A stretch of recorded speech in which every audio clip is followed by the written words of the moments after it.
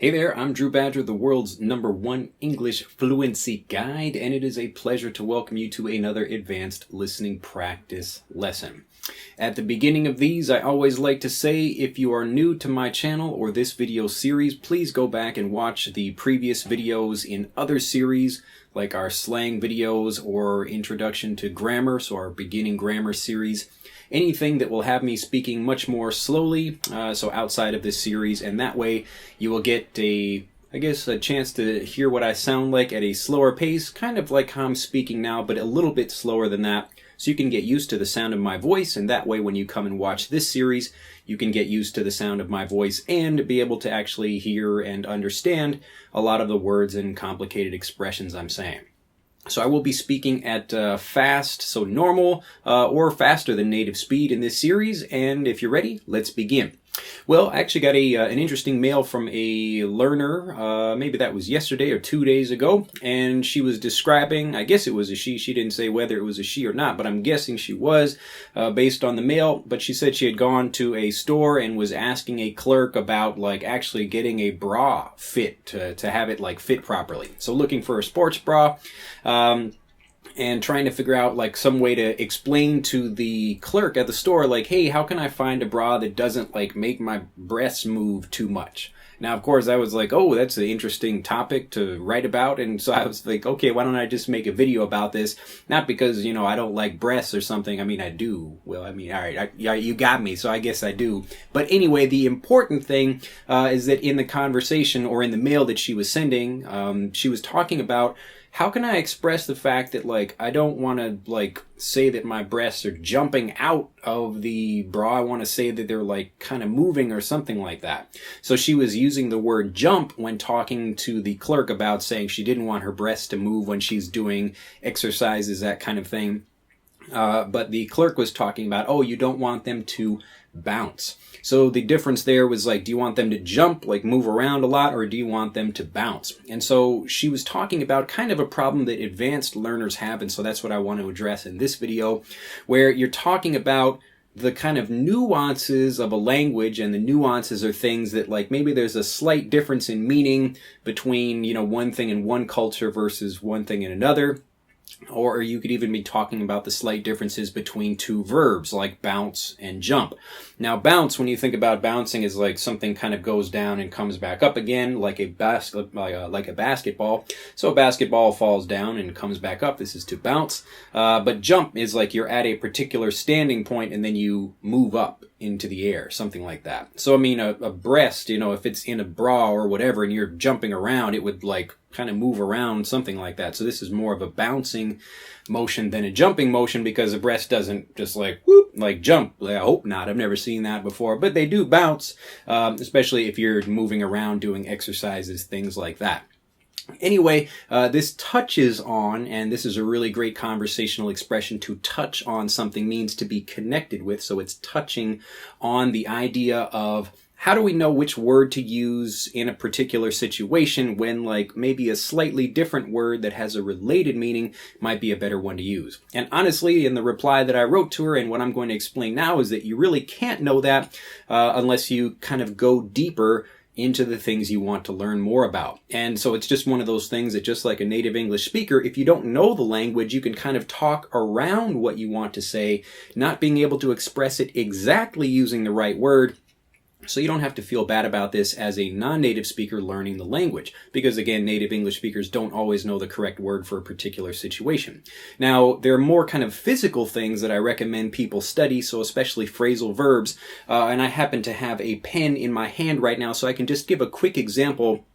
Now, I believe phrasal verbs are so important to teach, not only because they're such an important part of the conversational language, so you might not use them as much when you're writing, even though they do appear a lot, but we definitely use a lot of phrasal verbs when we speak. So a phrasal verb would be like come over to someone's house, or to drop by someone's house, and this just means to visit, but in a more casual and conversational way.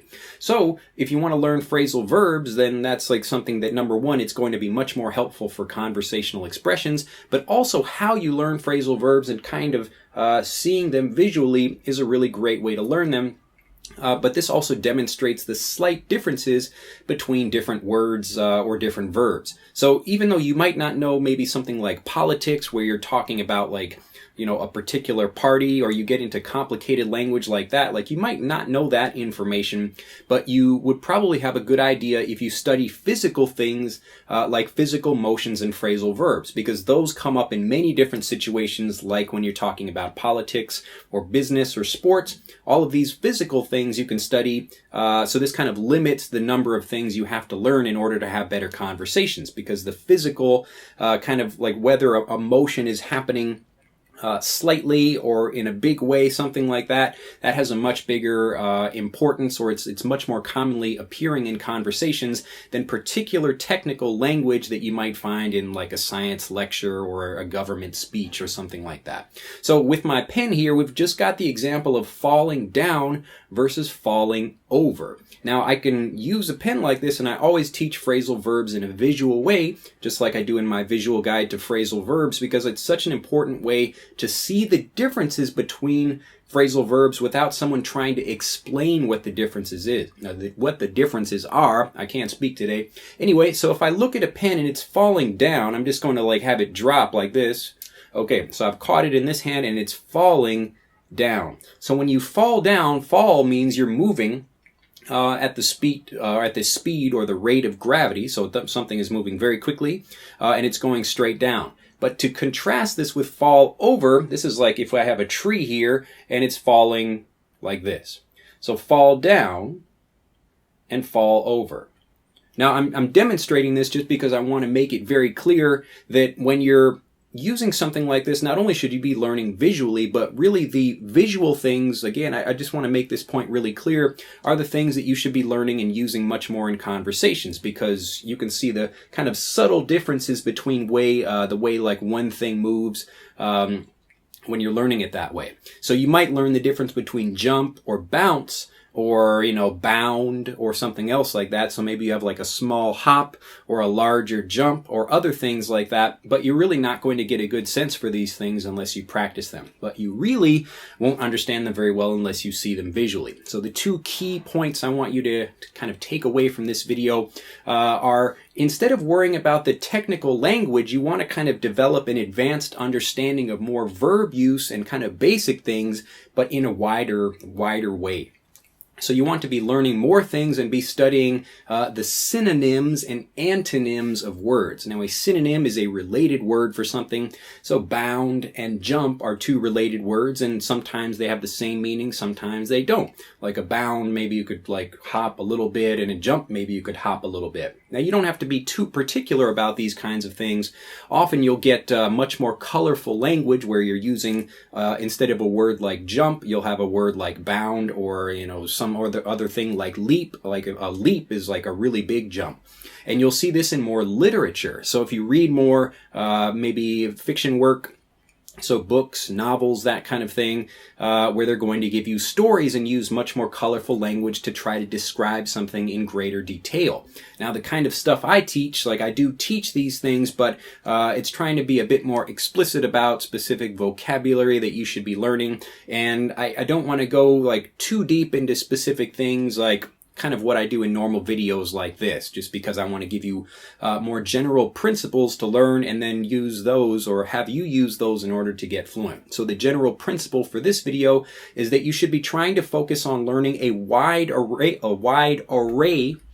So an array, A-R-R-A-Y, array of something just means like a wide area. So a wide area of verbs and kind of basic nouns where you're just describing different things in different ways. So I want you to go deeper. That's the takeaway. So this is another phrasal verb, a takeaway, or I guess a phrasal noun in this situation. So the takeaway from this, the thing that I'd really like you to remember, is if you want to have a more advanced vocabulary, it's not about knowing like lots and lots more information. It's about going deeper with the few things that you do find in conversations. And this includes like more basic nouns as well as basic verbs. I would even say verbs are much more important for this, just because they give you a much wider range of describing physical activity and the physical things we do every day, which aren't really requiring you to have a whole bunch of technical knowledge in many different areas.